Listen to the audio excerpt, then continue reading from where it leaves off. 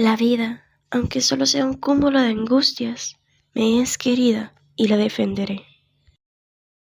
Bienvenidos amigos a un nuevo episodio de su podcast favorito, Sancho Educa.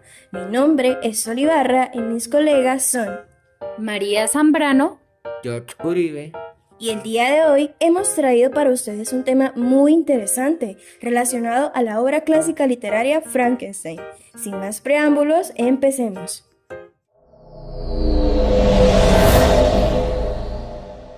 Contó su historia y ahora te contaré la mía. Frankenstein, uno de los monstruos clásicos de todos los tiempos de la literatura y el cine de terror. Sin embargo, ¿es Frankenstein el verdadero monstruo? Antes de responder esa pregunta, primero nos remontamos al año 1810, donde Mary Shelley, con tan solo 19 años de edad, publicó su libro titulado Frankenstein o El moderno Prometeo.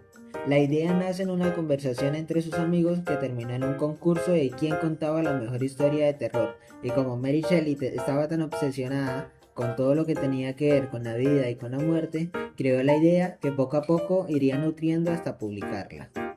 Pero, ¿a qué se debía la obsesión de Mary Shelley con la vida y la muerte? Mary Shelley experimentó la pérdida siendo muy joven. Su madre, una escritora feminista de renombre, murió al poco tiempo de haberla dado a luz. Su padre se encargó de darle una educación avanzada en una época donde las mujeres seguían siendo consideradas como inferiores. Los escritos y pensamientos de su madre influyeron significativamente en el pensamiento de Mary Shelley.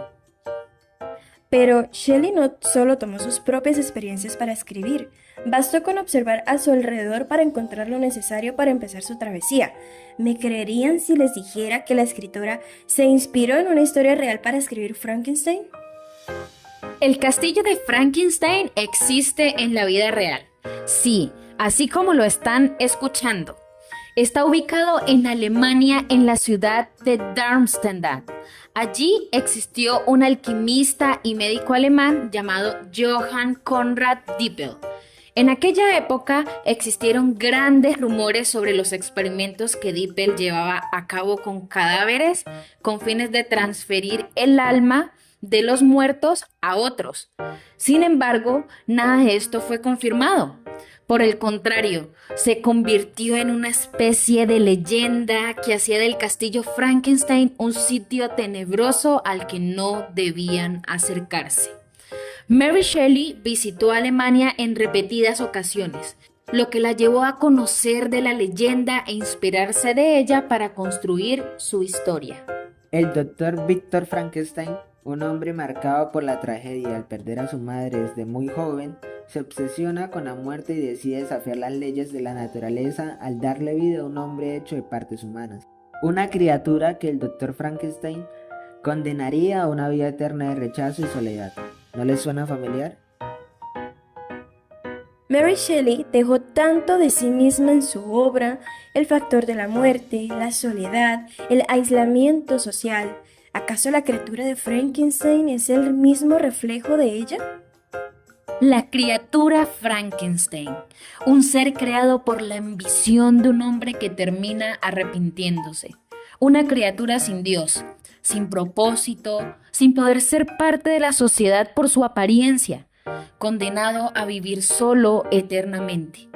Es necesario recordar que Mary Shelley escribió su obra en tiempos donde el estigma y la infravaloración de las mujeres estaba a flor de piel. ¿Es posible que todo este estigma social haya orillado a Mary Shelley a experimentar una profunda incomprensión, donde constantemente tenía que enfrentarse a ser subestimada, arrojándola a una profunda soledad que plasmó a través de la criatura que ella misma inventó? ¿Es Frankenstein la catarsis de una mujer incomprendida? Víctor Frankenstein decide desafiar las leyes de la naturaleza al traer a un hombre a la vida, sin medir consecuencias de las implicaciones de su ambición al crear una criatura inmortal. Víctor esperaba crear un gran intelectual y a un ser hermoso, al tomar las mejores partes corporales de diversos cadáveres meticulosamente seleccionados. Su propósito se enfocaba más en la estética del sujeto, pero el efecto fue el contrario. La criatura al tomar vida tenía una apariencia grotesca y aterradora, complejo a nivel emocional, con crisis existenciales, impulsivo, pensante y reflexivo. Cuando el doctor se da cuenta de lo que la criatura es capaz de hacer y que no era en absoluto lo que él pensaba que sería, toma la decisión de matarlo por el bien de la humanidad, terminando en una serie de intentos fallidos por exterminarlo. Un hombre que decide crear un ser inmortal que al darse cuenta de su error es demasiado tarde para revertirlo, sin más remedio que intentar exterminar a su propia creación y sin tener éxito, condenando a la criatura a una eterna soledad y aislamiento social por el resto de su vida. ¿Quién es realmente el monstruo de esta historia? ¿La criatura rechazada, el ser condenado a la soledad y el rechazo por la eternidad, o su Dios? Frankenstein no solo es un mítico clásico de la literatura. Esta historia ha trascendido entre la narrativa literaria a la cinematográfica. Su primera aparición en el cine fue en 1910 en formato de cortometraje, muda a blanco y negro con una duración de 16 minutos. Así, el Dr. Frankenstein y su criatura hacen su primer debut en el cine. Luego, en 1931, nace la adaptación más icónica de Frankenstein en el cine. Esto debido a que la filmación captura y construye esa imagen con la que el público reconocería la apariencia de la criatura. La filmación se titula El Dr. Frankenstein, dirigida por James Whale, que principalmente adapta la obra de teatro de Peggy Webber, que es una versión teatral de la obra de Shelley, capturando el drama y suspenso de la obra. Aquí ocurre un detalle importante, pues la criatura en esta película es presentada como tonta, como una apariencia terrorífica pero torpe, desligándose de esa reflexión tan profunda y emocional con que Shelley construyó el personaje en el libro. Frankenstein ha pasado por infinidad de versiones y adaptaciones a nivel cinematográfico. En algunas de ellas, la historia presenta otros personajes como Fritz, el asistente del Dr. Frankenstein, alteraciones pequeñas pero significativas en la trama de acuerdo a la obra literaria. Sin embargo, cada director nos ha ofrecido distintas versiones que nos han asustado, impresionado o incluso hecho llorar. Además, es necesario recordar que pretender que una película sea idéntica al libro es algo imposible debido a que los formatos, tiempos, formas y su narrativa es completamente diferente. Bien es cierto que Frankenstein ha pasado por distintos cambios en todas las adaptaciones cinematográficas. La más relevante de ella es cómo la criatura poco a poco fue transformada de un ser intelectual y emocionalmente reflexivo a un ser tonto, horrible y en la mayoría de los casos no pronuncia una sola palabra.